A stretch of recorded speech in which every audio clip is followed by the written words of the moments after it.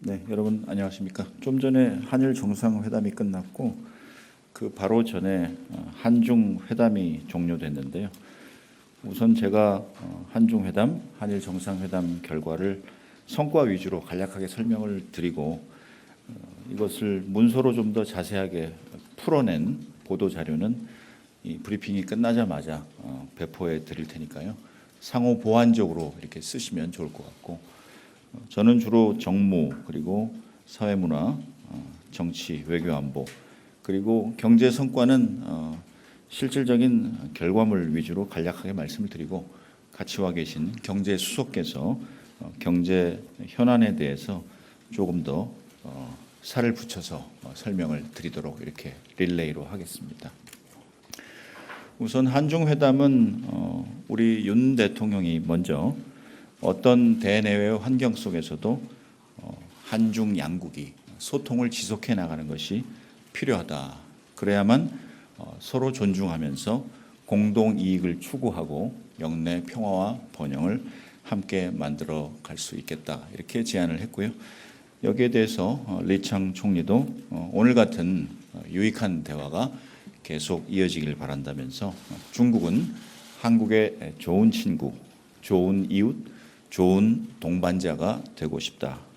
앞으로 한중 우호 관계를 계속 발전시켜 나가고 상호 신뢰를 제고시켜 나갔으면 좋겠다. 이렇게 화답을 하였습니다. 우선 고위급 대화 분야에서 구체적인 성과를 얘기한다면 한중 외교 안보 대화를 신설해서 6월 중순에 그 첫 회의를 개최하기로 하였습니다. 외교부와 국방부 당국 간의 2+2 대화 협의체라고 볼 수 있는데요. 외교부에서는 차관이, 그리고 국방부에서는 국장급 고위 관료가 참석을 하게 됩니다. 그렇게 해서 한중 외교 안보 대화를 새로 출범시키면서 그동안 있었지만 뜸했던 대화체 한중 반관 반민 1.5 트랙 전략대화, 그리고 한중 외교 차관 전략대화, 이것은 2021년 12월에 하고 나서 그때 화상회의로 하고 중단이 된 상태인데요. 이런 1.5 트랙 한중대화 그리고 외교 차관 전략대화도 하반기부터 다시 이어나가기로 하였습니다. 그리고 경제협력 분야입니다. 우선 투자 분야에서 한중 투자협력위원회가 지금 13년째 중단되어 있는데요. 다시 재개하기로 했다는 소식입니다. 한국 산업부 그리고 중국 상무부 간의 장관급 협의체로서 양국 간 무역, 양국 간 투자 활성화에 기대를 걸어도 좋을 것 같습니다.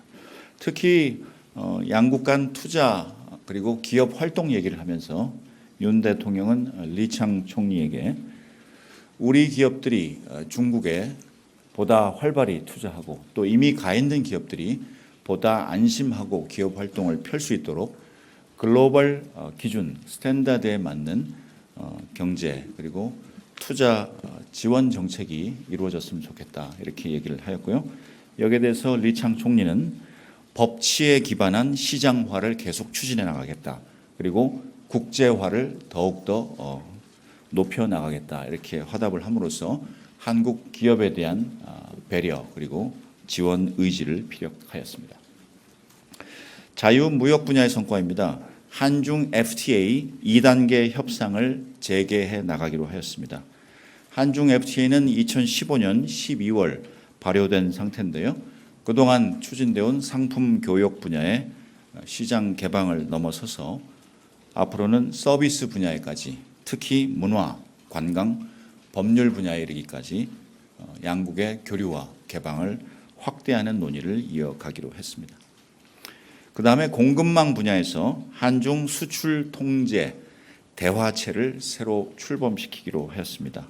산업부 그리고 상무부 간의 대화체를 만들어 가지고 양국 간 공급망 협력 강화를 위한 소통 그리고 창구 역할을 수행할 것으로 기대하고 있습니다.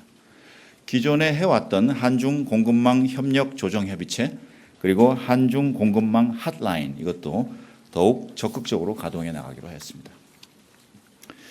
그리고 경제 교류 분야의 성과입니다. 한중 경제협력교류회 제2차 회의를 하반기 중에 열기로 하였습니다.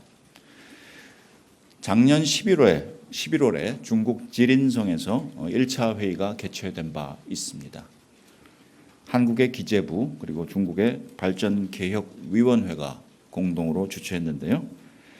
양국의 기업인들 그리고 양국의 중앙정부, 양국의 지방정부가 직접 교류하면서 서로 네트워크를 만들 수 있는 협의체로 발전해 나갈 수 있을 것이라고 기대를 합니다. 그 다음에 한중 사회문화협력 성과입니다. 무엇보다도 양국 간의 다양성을 보장하면서 문화, 사회 교류를 넓혀가고 더욱 풍부한 창의적인 문화 콘텐츠가 생산되고 또 경제 효과를 자아내는 방식으로 한중 사회문화 교류 협력이 필요할 것입니다. 마약이나 불법 도박이나 사기와 연루된 초국경 범죄 대응 협력을 양국 간에 강화하기로 했습니다. 특히 양국 경찰 기관 간의 협력을 강화하기로 했습니다. 그리고 한중 인문 교류 촉진 위원회를 다시 가동하기로 했습니다. 2021년 9월 이후 지금까지 개최되지 않고 있는 상황입니다. 그다음에 양국 청년 교류 사업도 올해 다시 재개하기로 했습니다. 한국국제교류재단 그리고 중국의 인민대외우호협회가 24살부터 33살까지의 청년을 대상으로 각기 50명씩 교류해오던 프로그램입니다. 이상 한중 회담의 성과에 대해서 간단히 요약 말씀드렸고 한일 정상회담에 대해서 말씀드리겠습니다. 기시다 총리와 윤석열 대통령은 이번에 오랜만에 열리게 된 한일중 정상회의를 계기로 양자 간의 협력을 다시 자리매김할 수 있는 기회가 될 뿐만 아니라 중국을 적극적으로 관여시키고 3국이 양자 간의 그리고 3자 간의 그리고 영내 질서에 있어서의 협력 방안을 새롭게 모색을 함으로써 세 나라가 같이 힘을 모아서 인태 지역의 평화와 번영에 힘을 모아가자고 합의를 하였습니다. 여러 경제 현안 그리고 교류 현안들이 있었습니다만 여기서는 간략하게 우선 손에 잡히는 회담 성과에 대해서만 말씀드리겠습니다. 한일 수소협력 대화를 신설하기로 했습니다. 6월 중순에 새로 출범하고 이로써 한일 간의 글로벌 수소 공급망 확대를 꾀할 수 있게 됐으며 수소와 관련된 표준, 수소 에너지와 관련된 규격 그리고 정책 분야에서 협력을 모색할 수 있게 됐습니다. 두 번째로는 한일 자원협력 대화를 신설하기로 했습니다. 역시 6월 중순에 출범을 시킵니다. 한국의 산업부 그리고 일본의 경산성 간에 새로 만들어 보기로 했습니다. 핵심 광물 공급망 위기에 같이 협력을 꾀하고 공급망 안정화를 도모할 수 있을 것입니다. 그리고 작년 6월에 한국에서는 한일 미래 파트너십 재단이 일본 측에서는 일한 미래 파트너십 재단이 출범한 바 있습니다. 한국에서 10억 원 그리고 일본에서 1억엔 규모의 자금을 출자했었는데요. 이번 주에 일본이 먼저 선제적으로 2억엔을 추가로 모금을 하였습니다. 따라서 여기에 발맞춰서 한경협 측에서도 이 파트너십 재단의 기금을 확충하고 양국의 청년 미래 세대가 보다 활발하게 교류할 수 있도록 촉진해 나가고자 합니다. 이상 여기까지 두 개의 양자 회담에 대해서 말씀을 드렸고요.